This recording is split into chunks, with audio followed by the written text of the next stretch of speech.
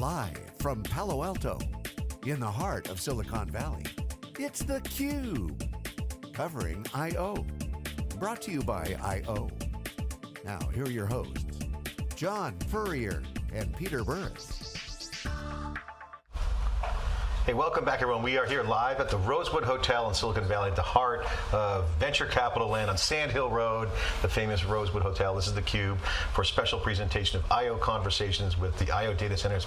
Big event, industry event here around thought leadership, around data center as a service, as a platform. And of course, we're here with the founder of I.O. Data Centers, George Slessman. Good to see you. Welcome to theCUBE at your event. Thank you for having me again. This is good to see you. Great event. I mean, I think what you're doing here with this event is very Mark Benioff-like in the sense that he throws a big event Dreamforce where obviously they have stuff to sell and they have a great community. This world of co-locations is a similar community, but you guys bring that thought leadership like what Salesforce does in this event. And it's not just an I.O. data center event, it's an industry event where there's a lot of thought leadership. What was the motivation behind that? Why are you taking that different approach? Yeah, it was important to us that the data center itself, the physical data center, space, power, and cooling that the internet runs in and the cloud runs in and Salesforce runs in and every other piece of technology we use today is really a world that's not well understood or really well engaged, I think. And minimized. Yeah, minimized. People just call it the cloud, and it's like they don't realize that there's hundreds of megawatts of infrastructure, described in megawatts, right? An aircraft carrier is 6 megawatts or 10 megawatts of total power that powers a U.S. aircraft carrier. We have data centers with hundreds of megawatts of capacity that are delivering these services that are so critical to us. So, bringing that to the forefront and having the conversation around that. I think the other thing is that because it's been such a foundational component of the IT stack or of the cloud, it's not.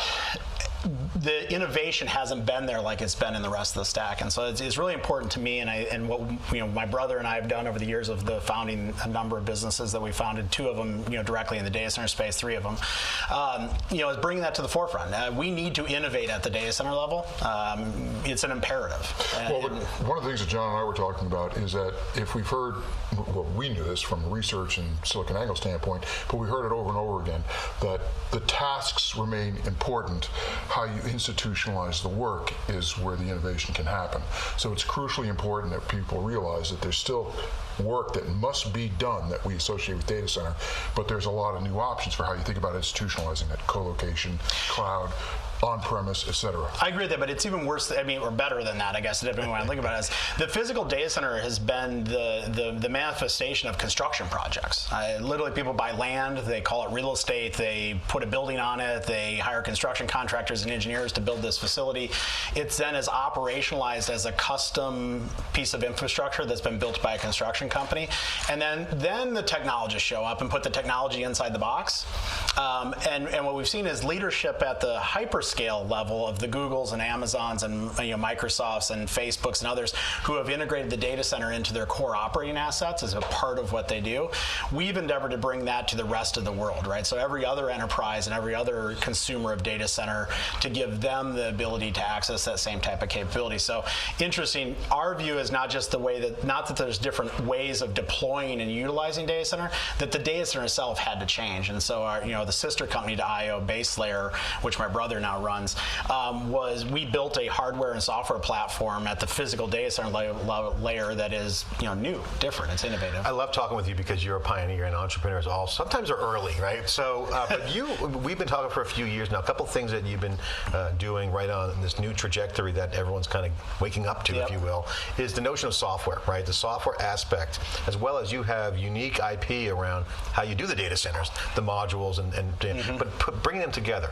How is that going, and what have you realized now that you're in a few years into this new model? What are some of the results? What are some of the things that you're seeing?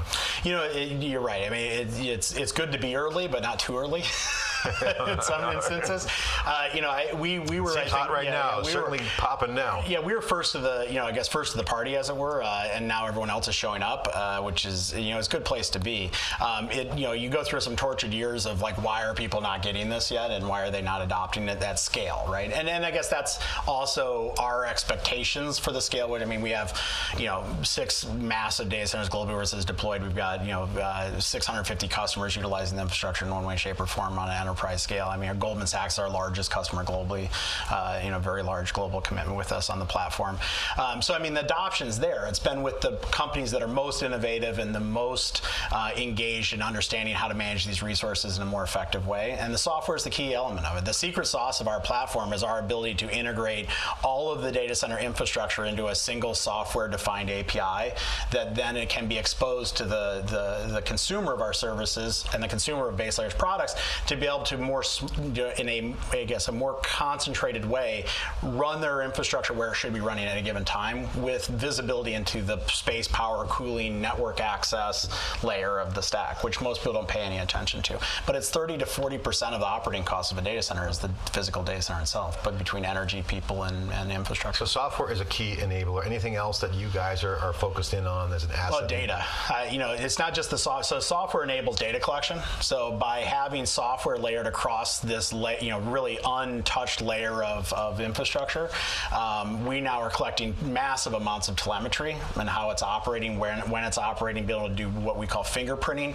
So we can actually look at that and say, this is what a normal state of operations looks like at any given time, and then be able to identify when it's not operating in a normal situation without having to touch the IT or the application directly. So I'll give you an example of that is, those NetAtmo and some of those other things you can put in your house, and they have like CO2 sensors on them, and I happen to have one of them in my bedroom.